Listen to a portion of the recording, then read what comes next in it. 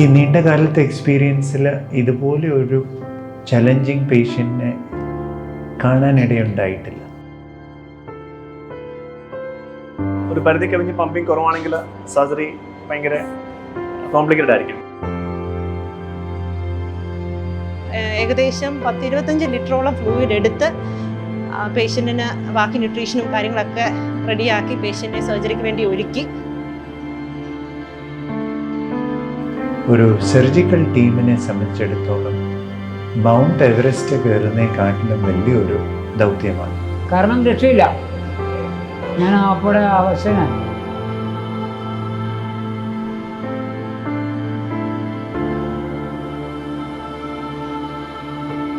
കാരിത്താസിൽ വരാനുള്ള കാരണം എന്ന് വെച്ചാൽ ഫസ്റ്റിൽ എനിക്ക് ഗ്യാസിൻ്റെ ഒരു അസ്വസ്ഥത തോന്നി. ആ ഗ്യാസ് ഇങ്ങനെ കൊണ്ടു നടന്ന് ഞാൻ പല ഹോസ്പിറ്റലിൽ എൻ്റെ വീട് ചേർത്തലയിൽ നിന്നാണ്.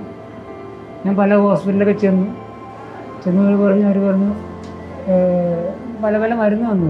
കാരണം രക്ഷയില്ല, ഞാൻ അപ്പോഴെ അവശനായി. ഇനി മുന്നോട്ടുള്ളൊരു ജീവിതം ഞാൻ ആഗ്രഹിച്ചിട്ടില്ല. ആ സമയത്ത് ഞാൻ മൂത്തവങ്ങടിക്ക് പറഞ്ഞു, എൻ്റെ മൂത്തവങ്ങളുടെ മരുമകനുണ്ടാകും, ഞാൻ നിങ്ങൾ എന്നെ കൊണ്ടുപോകലെ വേറെ ഏതെങ്കിലും ഹോസ്പിറ്റലിൽ പോകാൻ പറ്റും, ഈ ശ്വാസം മുട്ടുന്നു.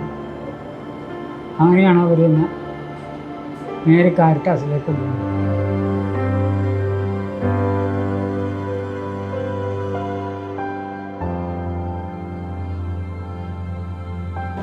നമ്മളൊക്കെ കൊടുക്കുന്ന സമയത്ത് പുള്ളിക്ക് 2 വാൽവാണ്, അയോട്ടിക് വാൽവിനും മൈട്രൽ വാൽവിനും നല്ല ലീക്കുണ്ട്. വലതുവശത്തെ ട്രൈക്കസ്റ്റൽ വാൽവിനും സിവിയർ ലീക്കുണ്ട്. അപ്പം പുള്ളിക്ക് ഒരു ബയോവെൻട്രിക്കൽ ഫെയിലർ എന്ന് പറയും. ഹാർട്ടിൻ്റെ ഇടതുവശത്തെ അറകളും വലതുവശത്തെ അറകളും 2 ചേമ്പേഴ്സും കംപ്ലീറ്റ്ലി ഒരു ഫെയിലറിലായിരുന്നു. BP ഒത്തിരി താഴെയായിരുന്നു, പുള്ളി ഷോക്കിലായിരുന്നു. നമ്മൾ ICUയിൽ പുള്ളി ട്രീറ്റ് ചെയ്യേണ്ട വന്നു. പമ്പിങ് കൂട്ടാനുള്ള മരുന്നുകൾ, BP സ്റ്റേബിൾ ആക്കാനുള്ള മരുന്നുകൾ, പിന്നെ യൂറിൻ ഈ നീർക്കെട്ട് കുറയാനുള്ള, യൂറിൻ പോകാനുള്ള ഡയറോട്ടിക്സ്, ഇതെല്ലാം നമ്മൾ ട്രീറ്റ് ചെയ്തു. ഹാർട്ടിൻ്റെ പമ്പിങ് വളരെ മോശമാണ്. ഈ സിവിയർ റിഗർജിറ്റേഷൻ അയോട്ടിക്കും മൈട്രലും ഉള്ള ആൾക്കാർക്ക് ഒരു പരിധി കവിഞ്ഞ് പമ്പിങ് കുറവാണെങ്കിൽ സർജറി ഭയങ്കര കോംപ്ലിക്കേറ്റഡ് ആയിരിക്കും, ഫീസിബിൾ ആയിരിക്കത്തില്ല.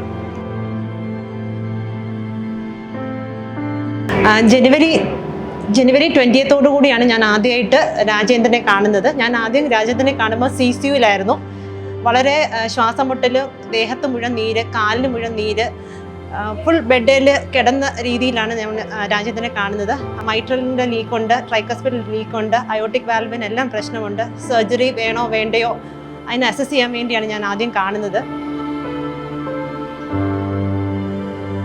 ഈ നീണ്ട കാലത്തെ എക്സ്പീരിയൻസിൽ ഇതുപോലെ ഒരു ചലഞ്ചിങ് പേഷ്യൻറ്റിനെ കാണാനിടയുണ്ടായിട്ടില്ല. പക്ഷേ അതേ ഒരു പേഷ്യൻറ്റിനെ ഓപ്പറേറ്റ് ചെയ്ത് തിരിച്ച് ജീവിതത്തിലേക്ക് കൊണ്ടുവരുവാന്ന് പറഞ്ഞാൽ ഒരു സർജിക്കൽ ടീമിനെ സംബന്ധിച്ചിടത്തോളം മൗണ്ട് എവറസ്റ്റ് കയറുന്നതിനെക്കാട്ടിലും വലിയൊരു ദൗത്യമാണ്. നമ്മുടെ സർജനായിട്ട് കേസ് ഡിസ്കസ് ചെയ്തു. നമുക്ക് രാജേഷിനായിട്ട് ചോദിച്ചു നമുക്ക് ഈ കേസ് സർജറി ചെയ്യാൻ പറ്റുമെന്നുള്ള കാര്യങ്ങളാണ്. മിക്ക സർജൻസും അത് എന്താ പറയുക, ഇങ്ങനെ ട്രിപ്പിൾ വാൽവ് റിപ്പയർ അല്ലെങ്കിൽ റിപ്ലേസ്മെൻറ്റ് ആരും ടേക്ക് ചെയ്യാൻ പോസിബിലിറ്റി കുറവാണ്. എസ്പെഷ്യലി ഒരു റിഫ്രാക്ടറി ഹാർട്ട് ഫെയിലർ ഉള്ള പേഷ്യൻ്റ് പമ്പിങ് വളരെ മോശമായിട്ടുള്ള അവസ്ഥയിൽ. പുള്ളിയുടെ മനോധൈര്യവും പുള്ളിയുടെ കൂടെയുള്ള പുള്ളിയുടെ സിസ്റ്റേഴ്സ്, അവരുടെ ആ സപ്പോർട്ടും പ്രചോദനവും ഞങ്ങളുടെ ടീമിൻ്റെ ഒരു ബലവും വെച്ചിട്ട് ഈ ചലഞ്ച് ഏറ്റെടുക്കുകയായിരുന്നു. മനസ്സിൽ ധൈര്യമുണ്ട്, ഞാൻ കയറി വരുന്നൊരു മനസ്സിൽ ധൈര്യമുണ്ട്. നിങ്ങൾ ചെയ്യുമെന്ന് മനസ്സിൽ ധൈര്യം ഉണ്ടെങ്കിൽ എന്നെ കയറ്റിവിടും, ഞാൻ കയറി വരും.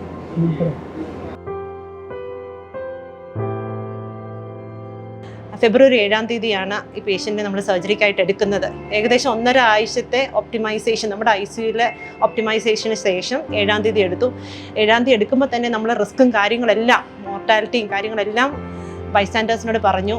അവർ നമ്മളിൽ പൂർണ്ണമായി വിശ്വാസം അർപ്പിച്ചു. നമ്മൾ ചെയ്യാവുന്നതിൻ്റെ പരമാവധി പോയിന്റിൽ എത്തിയിരുന്നു. അപ്പോൾ ട്രാൻസ്പ്ലാന്റ് ആണോ വേണ്ടത്, ഹൃദയം മാറ്റിവെക്കണോ, അതോ ഈ ഹൃദയത്തിന് തന്നെ സർജറി ചെയ്ത് ഭേദമാക്കണോ എന്നുള്ള സംശയവും മനസ്സിൽ ഉദ്ഭവിച്ചു. പേഷ്യൻ്റ് സെൻട്രൽ ലൈൻ എന്ന് പറയും. സെൻട്രൽ ലൈനും ആർട്ടറി ലൈനും, അതായത് നമ്മുടെ പേഷ്യൻറ്റിൻ്റെ ഹൃദയത്തിൻ്റെ അറകളിലുള്ള പ്രഷർ നോക്കുന്നതും BP നോക്കുന്നതിനുള്ള ലൈൻസൊക്കെ ഇട്ട് മരുന്നുകൾ സ്റ്റാർട്ട് ചെയ്ത് ബോഡിയിലുള്ള ഫ്ലൂയിഡ് എടുത്തു. ഏകദേശം 10-25 ലിറ്ററോളം ഫ്ലൂയിഡ് എടുത്ത് പേഷ്യൻറ്റിന് ബാക്കി ന്യൂട്രീഷനും കാര്യങ്ങളൊക്കെ റെഡിയാക്കി പേഷ്യൻറ്റിനെ സർജറിക്ക് വേണ്ടി ഒരുക്കി. അപ്പോൾ ഈ ഹാർട്ടിൽ തന്നെ സർജറി ചെയ്ത് 3 വാൽവും റിപ്പയർ ചെയ്യാനാകും എന്നുള്ളൊരു തീരുമാനത്തിലേക്ക് വരികയും അതിസങ്കീർണമായ ഒരു സർജറിയിലേക്ക് പ്രവേശിക്കുകയായിരുന്നു. നമ്മൾ ഹൃദയം തുറന്നു കാണുന്നത് ശസ്ത്രക്രിയയിലൂടെയാണ്. തുറന്നപ്പോൾ കണ്ടത് വളരെ ഒരുപാട് നാളത്തെ അസുഖം മൂലം പല ചേഞ്ചസ്, അതുപോലെ ഡാമേജസ് ഉള്ള ഒരു ഹൃദയമായിരുന്നു.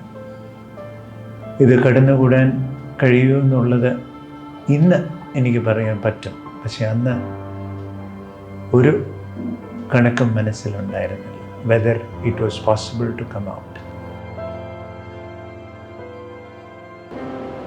സത്യം, കാരിത്താസ് എന്ന് പറഞ്ഞ ആ ഹോസ്പിറ്റലിൽ ഞാൻ എത്തിച്ചേർന്നില്ലായിരുന്നെങ്കിൽ ഞാനില്ല നിങ്ങളോട് സംസാരിക്കാൻ ഞാനുണ്ടായിരുന്നു.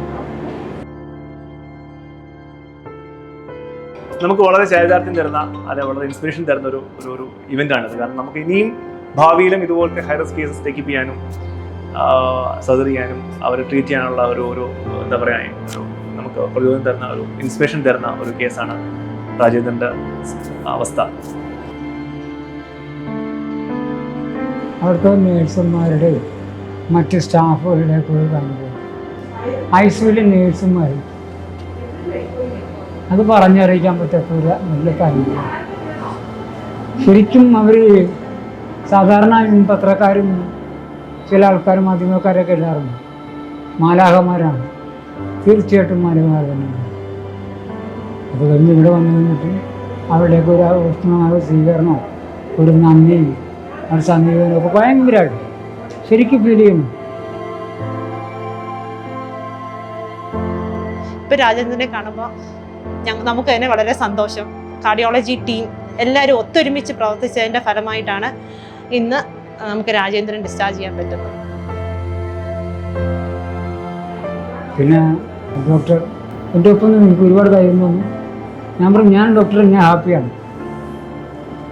നിഷാൻ മാഡത്തിനോട് ഞാൻ പറഞ്ഞു, ഡോക്ടറെ ഞാൻ ഹാപ്പിയാണ്. മനസ്സാണ് ശരീരത്തിൻ്റെ ഏറ്റവും ബലമായ ഓർഗൻ എന്നെനിക്ക് തോന്നാറുണ്ട്. മനസ്സുണ്ടെങ്കിലേ നമുക്കിങ്ങനെയുള്ള കാര്യങ്ങളിൽ നിന്ന് കടന്നുകൂടാൻ കഴിയും. രാജേന്ദ്രൻ ഒരു കലാകാരനാണ്, പടം വരയ്ക്കും, ചില സീരിയലുകളിലൊക്കെ അഭിനയിച്ചിട്ടുണ്ട്, ചില സിനിമകളിലൊക്കെ സ്മോൾ റോൾസിൽ വന്നിട്ടുണ്ട്. പുള്ളിക്ക് അതിലേക്ക് തിരിച്ചു പോകാനുള്ള ആഗ്രഹം ഇന്ന് പ്രകടിപ്പിക്കുകയുണ്ടായി. അങ്ങനെ തന്നെ ദൈവം അതിനുള്ള വഴിയും മനോധൈര്യവും ശരീരബലവും ഒരു നല്ല ഹൃദയവും നൽകുമെന്ന് ഞാൻ വിചാരിക്കുന്നു.